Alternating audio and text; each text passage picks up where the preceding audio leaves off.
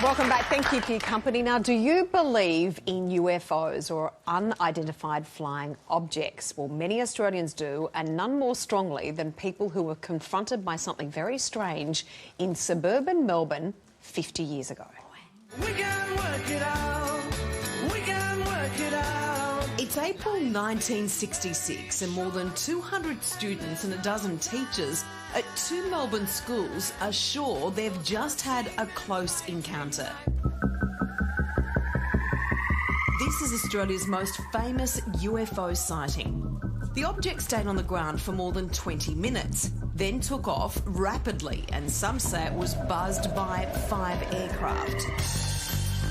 The school children were warned never to speak of it, authorities telling them that flying saucers just don't exist. But 50 years later, witnesses insist they know exactly what they saw.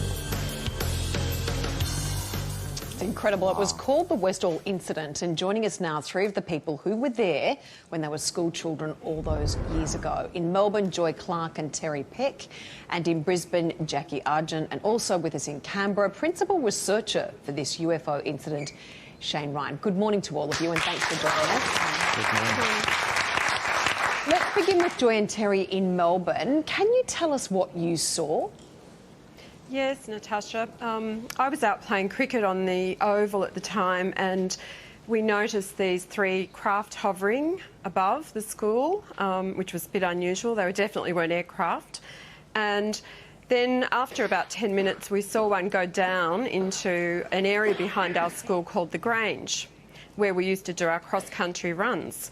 So being a little bit of a rebel, as I was at school, I was one of the first to run through and jump over the fence and arrive at the Grange, and it was on the ground in front of me.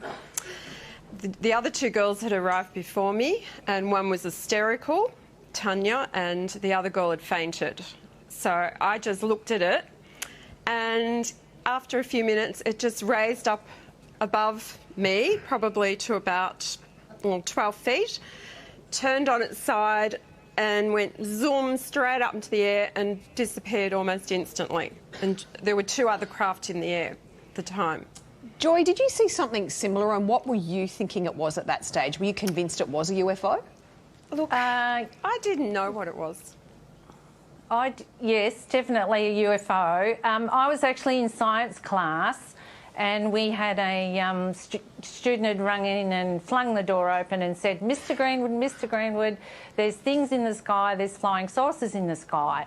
So we all ran down the corridor and out onto the oval, and yes, there were flying saucers in the sky. I saw 3 of them, but it took me quite a while to sort of comprehend what I was looking at, because I'd never seen anything like that before. Jacquie, it's quite intriguing. Did you also see those flying saucers? I saw a flying saucer. I don't recall there being more than one. But we were down the back. I was down the back of the oval with Tanya when we noticed it in the sky. It did some manoeuvres which were very strange, which is why our attention was drawn to it in the first place. And then it came down over the Grange. We could see it coming down, so we took off after it. Tanya actually reached the craft, I believe. I didn't, because she came back screaming towards me, and then I ran back with her to the school. She got taken away in an ambulance, and that was the last time I saw her. And can you tell us a bit more about these craft? What colour were they? How big were they? Did they actually land, or were they just hovering above the ground?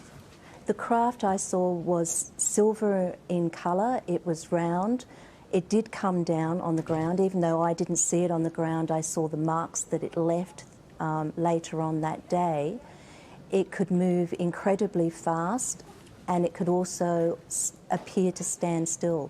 When it took off from the other aircraft that were buzzing it, it made them look as though they were at standstill. Right. And Shane, sceptics have dismissed the event as just the product of the fertile imagination of children. What's your response to that? Some sceptics have, and there are other sceptics, I think, who take a more serious look at a story like this, a story which has so much witness testimony. I'd like to begin by paying tribute to Joy and Terry and Jacquie and all the other witnesses who have been brave enough to come forward and talk about this story. 96 witnesses so far have been happy to talk to me about the flying saucer that they saw. 147 people have come forward and spoken to me about the circles in the paddocks that were left behind by the flying saucer. So if you just look at those numbers alone, you realise we're looking at something pretty important. Now, remember, when we talk about UFOs, obviously in the general social consciousness, people think about extraterrestrial craft. UFOs simply means unidentified flying objects. We don't know what an extraterrestrial spaceship, for example, would look like. Now, it just simply means something that was seen in the sky that nobody could easily identify. And I think we have to begin with that. Now, as interesting as a program as The X-Files is, and absolutely it is, I think this is a UFO story that all Australians need to know about, need to take seriously. Can I ask what happened to the girl? You took her back to the school, the one that was hysterical. Is it Tanya? And she went into the hospital, and then you went to visit her at her place, and they said she didn't live there. That's Yes, right. I went to her house the following day, and an English-speaking woman opened the door and said there had never been a Tanya living there. Now, the problem with that is that Tanya's parents didn't speak English to start with. I think they were Yugoslavian. So I'd been to this house a lot of times and then was told, no, sorry, you're mistaken. Oh, my God, So that's what's happened to her? Do you know if she disappeared? Have you had any contact with her? Do you know where she is and what happened? I have had no personal contact with her. I know one of the researchers has. She prefers to stay anonymous and not be involved in anything at all. She told the researcher that she had no recall of what had happened. And then there was a very odd story about her parents putting her in a convent for some reason that was, to me, totally ridiculous. That's it. Terry, we've seen drawings that look like a flying saucer and even two flying saucers. Can you describe for us what was there? Yes, it was about 1.5 times the size of a normal family sedan, and it was round, silver coloured. There were all lights around the bottom of it, no windows. It threw off a bit of a heat, and it was making a low buzzing sound. Did any of you at all witness anyone inside these unidentified flying objects? Did you see anyone? No. No. No. All right, Joy, Terry, Jacquie and Shane, stay with us because we're going to chat with you more right after this short break. Now, we've heard firsthand from these accounts, but Australian authorities are actually accused of covering up what really happened. So what's the truth? Don't go anywhere. We'll return in just a moment. Welcome back. Now, returning to our special examination this morning of the Westall incident. Now, it happened 50 years ago when many people reported seeing a UFO land in suburban Melbourne. We're joined once again by Joy Clarke and Terry Peck in Melbourne, and in Brisbane, Jacquie Argent. Now, they were just school children at the time and clearly remember what they saw. Also joining us from Canberra is principal researcher for this specific UFO incident, Shane Ryan. Joy, to you firstly. Now, you were interviewed by journalists, reporters at the time. What has happened to your story since then, and do you think there has been a cover-up? Oh, absolutely. That film, I was interviewed by Channel 9 and out the front of the school, and a man walked up to me. He was in blue, so he may have been Air Force or perhaps police, I'm not sure. Put his hand on my shoulder and told me to stop talking and go back into the school, and then turned around to the the cameraman and the reporter and told them both to go away. But previous to that happening, not long after the sighting, the army arrived opposite the school in 3 jeeps and jumped out of the back, and they were in camouflage gear and all that sort of stuff. So they were sort of out the school for quite a while. And then we had a special assembly. We were all called to a special assembly and told that we hadn't seen anything. It was a weather balloon. We're all massively hysterical. Don't talk about it. If you talk about it, you'll get into trouble. And I got detention because I had been interviewed by Channel 9. Joy, let me ask you a little bit more about that. What would you say, because there might be people listening to your story today and being a little sceptical and thinking you're a little girl, sometimes memories can change even though we're convinced that we see a particular thing, and perhaps it was a weather balloon or some other sort of aircraft and not necessarily a UFO? No. Definitely UFO. I'd never seen anything like it before, and we were used to seeing aircraft because we weren't that far away from Moorabbin Airport. So we would quite often see the little planes fly around. So it was nothing like I've ever seen ever since either. So how old were you? 12 and a half. Okay. And how soon after you saw the flying saucers did the Army and or possibly Air Force personnel show up? How quickly did they get there? I reckon probably 25, 30 minutes. Right. And Shane, do you think that this could have been some kind of piece of military equipment or some other type of apparatus that's perfectly innocent? Well, I take an agnostic view of UFOs, and this particular UFO story included, because we simply don't know. We don't know what UFOs are. But I think it's fairly obvious that it's difficult to find simply a prosaic, mundane explanation for what so many of these witnesses saw. It's easier for us to say what it wasn't. If you look at the evidence, if you sit down with the hundreds of witness testimonies, we can say fairly confidently, this obviously wasn't an aeroplane, it wasn't a helicopter, it wasn't a drone, it wasn't a kite, and I don't mean to prick anyone's balloon, but it wasn't, to me, quite obviously a meteorological balloon or anything like that. So then we're left with the mystery, what was it? Now remember, when we talk about UFO stories, it's often these days lights in the skies, people out in the outback seeing something while they're alone. This happened in broad daylight, literally hundreds of witnesses. And not only did the flying saucer fly low over two schools, in front of all these students and local workers and residents and some teachers, it landed.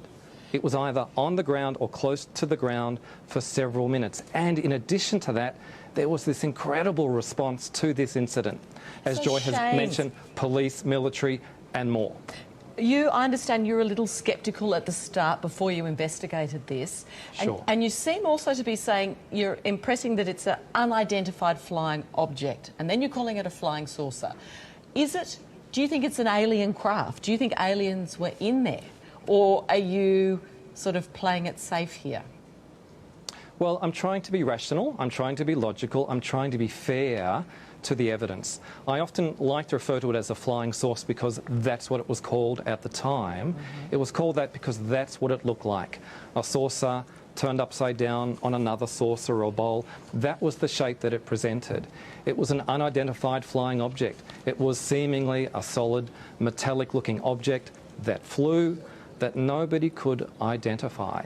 Now, I think that's as much as we can say, but what is really interesting is the level of response to whatever this was. And I don't know what it was, but certainly the government authorities, the Royal Australian Air Force, the Army, the Civil Defence Organisation, all responded on this day.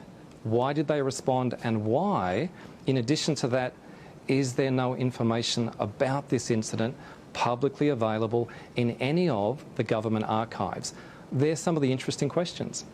Terry, over the years you've heard what authorities have said about this incident. How do you feel about what they say about it? Well, look, it's hard to know. Jessica's right in a way. Over the many years our memories do change a little bit, but it is burned into my memory. I know what I saw, and no matter what anyone says, I know that it was something very unusual, and the way it took off at that speed, I doubt very much if there was anything in that day that could take off like that. Shane, you claim you've spoken to more than 100 witnesses. Why do you think there was a cover-up? It seems at very, very high levels. Well, that's the $94 million question, I guess. We do know that a very high-ranking public servant from the Department of Supply was dispatched to Westall that day. He investigated. And after that wonderful Australian documentary, Westall 66, a suburban UFO mystery, was aired on Australian television in 2010, his daughter contacted me and said, thank you for having that documentary made, because my father was there that day and he suffered for what he saw. And she and her brother, I've spoken to them both, really believe that his untimely death just 4 years later was connected with the stress that was applied to him because he tried to get answers to what happened. Why the cover-up?